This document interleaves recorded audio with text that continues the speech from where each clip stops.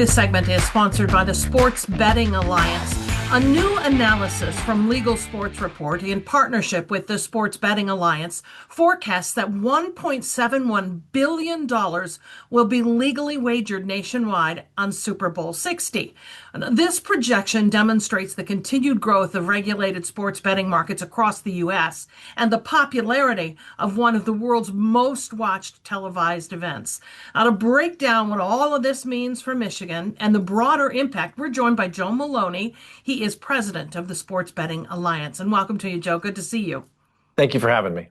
So tell me what this new forecast means and how Americans are betting on the Super Bowl this year.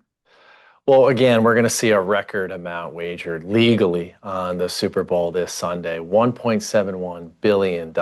And here's what it means. First, growth in consumer confidence and consumer trust in legal online sports wagering, period, full stop. This activity is being taken out of the shadows. It's coming into the day of light. And folks no longer feel, like it's nefarious to participate in, putting $5 or $10 or $20 on the outcome of the game, particularly when they can do it legally. Obviously, advertising is contributing to some of the uptick, but most importantly, we're migrating a lot of bettors out of illegal settings and into legal settings, which we'll get to in a little bit. And then the second reason for the growth nationally is we're adding some new jurisdictions alongside Michigan. So in the last year, we also added Missouri, a pretty large state, another sports-crazed state like Michigan. They're now live and legal as of December, so they've contributed to a little bit of that bump. In the state of Michigan, we're predicting $66 million to be legally wagered on Sunday's game.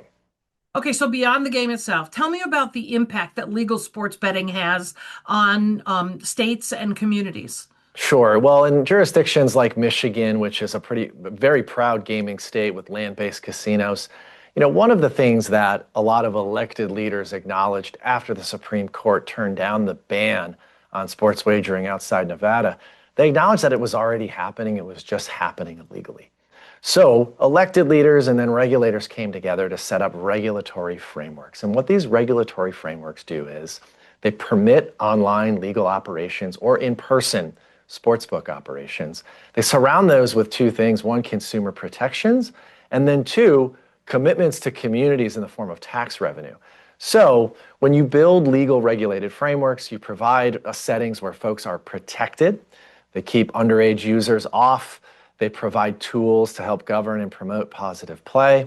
And then there's a tax on those revenues. So companies are paying back taxes that can go into communities. In Michigan, that's support for cities, that's support for first responders and law enforcement.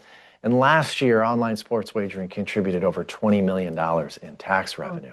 So those are important distinctions with legal markets. Yeah, why does it matter whether people place their bets legally versus illegally? So unfortunately, there's still a lot of shady actors out there on the internet, particularly when it comes to gambling, and they're all illegal or unregulated. These are entities that, advertise aggressively on social media and on YouTube. And typically, they do not have any age and identity verification requirements at all. So you can open an account without age and identity being verified, which means you have a lot of teenagers, you have young people that are using these apps. Second, they don't have things such as responsible gaming tools. They don't care if you lose all your money. They don't allow you to help govern your play. And so an individual that might be having a hard time or whose gambling might become problematic or disordered, there's no tools or resources to help those individuals. With legal, online, and regulated operators like in the state of Michigan, all of those tools and resources are compulsory. They're mandated by the Michigan Gaming Control Board, and that's why we really encourage folks that if they choose to wager, particularly in moments like this week leading into the Super Bowl, which is obviously a very big social event, download legal apps or go to legal regulated settings, such as at a casino, sports book, and bet and wager there. How can folks find more information? Well, to find legal operators, you can go to the Michigan Gaming and Control Board website. For more information about betting responsibly, you can go to sportsbettingalliance.org. All right, terrific. We'll put a link to it on our website at 13onyourside.com. Thank you so much, Joe. Thank you.